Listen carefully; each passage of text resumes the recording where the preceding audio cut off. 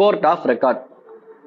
Court of record அப்படிங்கும்போது இந்த term வச்சு நம்ம புரிஞ்சுக்க முடியும். ரெக்கார்ட் அப்படிங்கிறது எதையோ ரெக்கார்ட் பண்ணி வைக்கிறாங்க. அப்போ கோர்ட் ஆஃப் ரெக்கார்ட் அப்படிங்கும் போது ஒரு கோர்ட் வந்து ரெக்கார்ட் பண்ணி வச்சுக்கிறதுக்காகவே இருக்கு அப்படின்னு சொல்லலாம்.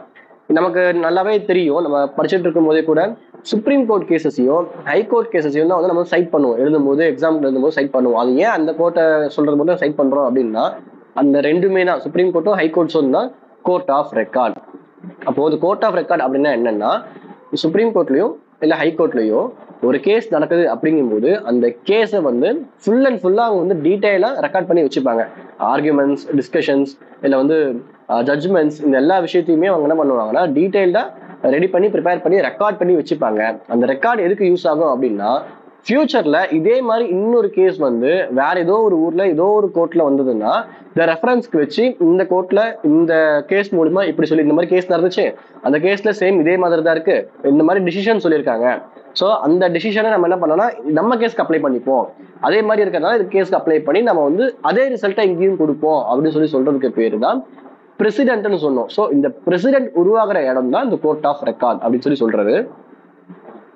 The judicial body that maintains all of its proceedings including judgments, rulings, testimonies.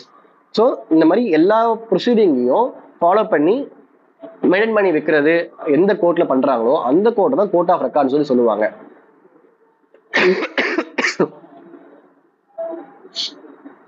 So இந்த கோர்ட் ஆஃப் ரெக்கார்ட் பாத்தீங்க அப்படின்னா, இந்த கோர்ட் ஆஃப் ரெக்கார்ட் அப்படிங்கிறதுக்கான டெஃபினேஷன் நம்ம கான்ஸ்டியூஷன்ல இல்லவே இல்லை. ஸோ அப்போ என்ன பண்றாங்கன்னா, நம்ம supreme court Delhi judicial service association versus state of Gujarat அப்படிங்கிற AIR 1991 இந்த கேஸ்ல நம்ம சுப்ரீம் கோர்ட் என்ன பண்றாங்க அப்படின்னா, கோர்ட் ஆஃப் ரெக்கார்ட் அப்படிங்கிறதுக்கான டெஃபினேஷன் வந்து சொல்றாங்க. ஸோ கோர்ட் ஆஃப் ரெக்கார்ட் அப்படிங்கிறது என்னன்னா, a court where proceedings of court are enrolled for perpetual memory.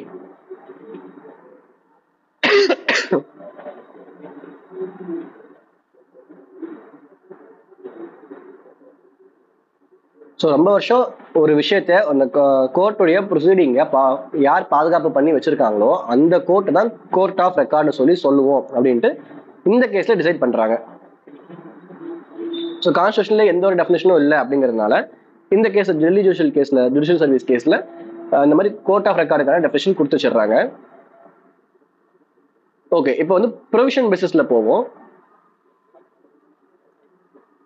So இந்த கோர்ட் ஆஃப் ரெக்கார்ட் அப்படிங்கிறது not only history of court decision but also source of precedent for future cases.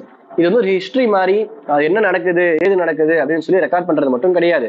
Record பண்ண விஷயத்த ஃபியூச்சர்ல இதே மாதிரி இங்க நடந்தது அப்படின்னா அப்படியே அப்ளை பண்ண முடியுமான்னு சொல்லி பாக்குறதுக்காக தான் இந்த கோர்ட் ஆஃப் ரெக்கார்டு சொல்லப்படுற கோர்ட் இந்த விஷயத்தை ரெக்கார்ட் பண்ணி வைக்கிறாங்க.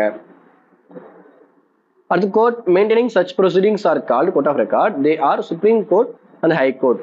ஆர்டிகல் 129 கீழே சுப்ரீம் கோர்ட் வந்து ஒரு கோர்ட் ஆஃப் ரெக்கார்ட் அப்படின்ட்டோம். ஆர்டிகல் 215 கீழே ஹை கோர்ட்ஸ் வந்து கோர்ட் ஆஃப் ரெக்கார்ட் அப்படின்ட்டோம் கான்ஸ்டியூஷன்ல மென்ஷன் பண்ணி இருக்கு. ஸோ இந்த கோர்ட்ஸ் வந்து சொல்லக்கூடிய ஜட்மெண்ட்ஸ் ஆகட்டும், இல்லை சொல்லக்கூடிய ஆர்குமெண்ட்ஸ், டெஸ்டிமோனிஸ், இது எல்லாமே பார்த்தீங்க அப்படின்னா அத்தாரிட்டேட்டிவ் அண்ட் பைண்டிங்.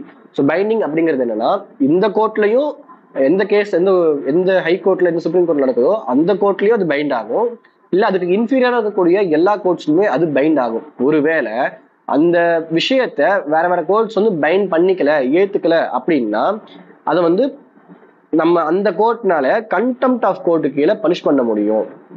ஓகேங்களா? இப்போ சுப்ரீம் கோர்ட்ல ஒரு கேஸ் சொல்றாங்க, ஒரு விஷயத்துக்காக டிசிஷன் சொல்றாங்க, ஜட்மெண்ட் கொடுத்துட்றாங்க. லோக்கல் கோர்ட்ஸ்ல பாத்தீங்கன்னா அதே மாதிரி சேம் ஒரு ஃபேக்ட் வருது, அதே மாதிரி விஷயம் வந்து கீழே பேசிட்டு லோக்கல் கோர்ட்ல வந்திருக்கு. லோக்கல் கோர்ட் அந்த ஜட்மெண்ட்டை என்னால ஏத்துக்க முடியாதுன்னு சொல்லிட்டு அவங்க வேற ஜட்மெண்ட்டோ இல்லை வந்து வேற விஷயமா கொடுக்குறாங்க. அப்படிங்கும் போது அந்த கோர்ட்னால கண்டெம்ப்ட் ஆஃப் கோர்ட் போட்டு அவங்கள பனிஷ் பண்ண முடியும். பிளஸ் இன்னொன்னு என்ன பண்ணலாம் அப்படின்னா, இந்த கோர்ட் ஆஃப் ரெக்கார்ட்ஸ் வேற என்ன பண்ண முடியும் அப்படின்னா, review their own decisions. So அவங்க ஒரு ஜட்மெண்ட் கொடுத்துருப்பாங்க, ஒரு 5 வருஷம் இல்லை 2 வருஷம் ஜஸ்ட் 1 மாசத்துக்கு அப்புறம் கூட இதே மாதிரி ஃபேக்ட் நடந்திருக்கும், பட் அவங்க வேற ஜட்மெண்ட் கொடுத்துருப்பாங்க. அப்போ அவங்க என்ன பண்ணுவாங்கன்னா, அந்த பழைய பிரசிடென்ட் ஜட்மெண்ட்டை வந்து ரிவ்யூ பண்ணி இல்லை இந்த விஷயத்துல வந்து நாங்கள் மிஸ் பண்ணிட்டோம், ஸோ இந்த விஷயத்துல நாங்கள் மாத்துறோம் அப்படின்னு சொல்லிட்டு மாற்றுவாங்க. அதுக்கு பெஸ்ட் எக்ஸாம்பிள் பார்த்தோம் அப்படின்னா LGBTQIA கம்யூனிட்டிக்கு உண்டான ஒரு அங்கீகாரம் தான்.